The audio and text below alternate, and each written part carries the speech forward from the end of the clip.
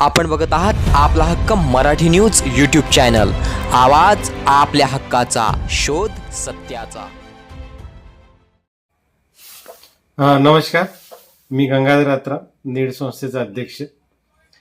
Need sporting club Khairgaon आणि त्याचबरोबर need संस्था खैरगाव यांच्या संयुक्त विद्यमाने गेल्या 10 वर्षापासून आपल्या या खैरगाव भेदीमध्ये कबड्डीचे टुर्नामेंट आपण आयोजित करतो। या खेळाच्या माध्यमातून मुलांना कौशल्य विकासाचं प्रशिक्षण देणं हा आमचा मुख्य उद्देश आहे।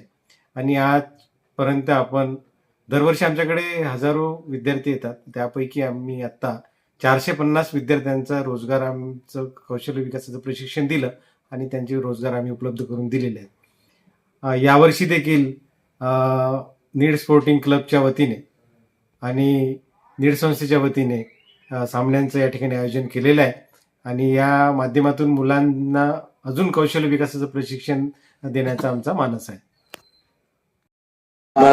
26 जानेवारी पासून तर आजपर्यंत 3 दिवसीय सामने जे झालेले आहेत, अतिशय रोमांचक सामने झालेले आहेत आणि त्यांनी नियोजन केलेले आहे, जे संस्थेने नियोजन केलेले आहेत, एकदम उत्कृष्ट दर्जाचं नियोजन केलेले आहेत। आणि त्यासोबत जे स्पोर्टिंग क्लबचे जे सदस्य आहेत त्यांनी सुद्धा पाहुण्याचं अतिशय चांगल्या पद्धतीचं मान सन्मान केलेला आहे।